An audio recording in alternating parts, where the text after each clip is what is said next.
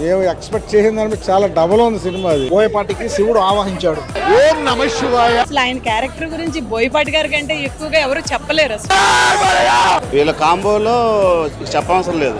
తన ఐందవ ధర్మం బాడీని పట్టుకొని దృష్టి తీసే మాత్రం అసలు చాలా బాగుంది. అసలు ఇండియన్ ఎథిక్స్ గురించి చూపించారు, అది చాలా బాగుంది. మన గురించి మన దేశం గురించి చెప్పేటప్పుడు విమర్శలకు అంతం లేదు. అసలు మాకైతే నచ్చింది. లేకపోతే ఈ ఏజ్ లో మేము పరిగెత్తుకుంటా ఇప్పుడు రాలేం కదా సినిమాకి. తిలకం పెట్టుకోవడానికి కూడా వెనకాడుతున్న తరుణంలో ప్రతి ఫ్రేమ్ అద్భుతంగా తీయడం జరిగింది.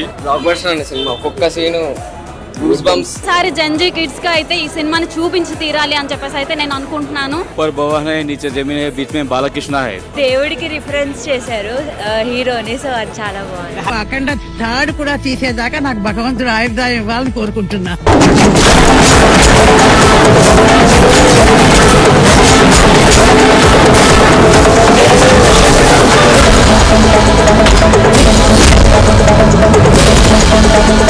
సినిమా ఇంత బాగుంది కదా, నెగటివ్ గా ఎందుకు వస్తోంది అన్న ఒక చిన్న అనుమానం వచ్చింది. యాజ్ అ జర్నలిస్ట్ గా దైవత్వానికి అమ్మతనానికి మధ్య ఉన్న ఆ కొడుకుగా ఉన్న సెంటిమెంట్ అద్భుతంగా పండింది. కళ్ళలోంచి నీళ్ళు వచ్చాయి. వాళ్ళ సంస్కృతిని నడుము విరగొట్టగలిగితే మనకి పాదాక్రాంతం అయిపోతుందన్న ఒక్క పాయింట్ డంకా మీద దెబ్బ కొట్టి చెప్పింది అఖండ. ఒక్కసారి ఆ అఖండ క్యారెక్టర్లో నుంచి శివుడు ఇలా వస్తాడు.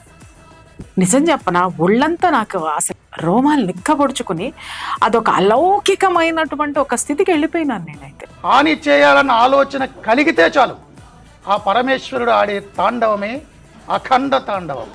తర్వాత ఏం జరుగుతుంది అని మేము బాగా ఎక్సైట్ అయ్యాం. సిటీస్ ఆయన ఎలా ఉన్నారో అలాగే ఆయనలో దైవత్వం చూపించడం అనేది చాలా గొప్ప విషయం. సంవత్సరాల పాటు అష్టదిగ్బంధంలో ఉండి అష్టసిద్ధి సాధన సాధించి బయటకు వచ్చిన వాడు ఎలా ఉంటాడు? నరదృష్టి, పరదృష్టి, సమస్త దృష్టి నశి. ఈ దేశంలో పుట్టిన, ఈ దేశపు గొప్పతనం తెలుసుకోవాలనుకున్న ప్రతి ఒక్కడు ఈ చిత్రం చూసి తీరాల్సిందే. ప్రతి ఒక్క హిందువు కూడా తొడ కొట్టి మీసం మేలేసే విధంగా సినిమా ఉంది. అఖండ 2 అద్భుతంగా మన బాధ్యతను గుర్తు చేస్తుంది. నా దేశము, నా ధర్మము, ఈ క్షేత్రం ద్వారానే, ఈ సామాజిక మాధ్యమం ద్వారానే నేను ప్రజలకు చైతన్యవంతం చేస్తాను. తన ధర్మాన్ని రక్షించుకుంటాడు అనే ఇతివృత్తం ఇది.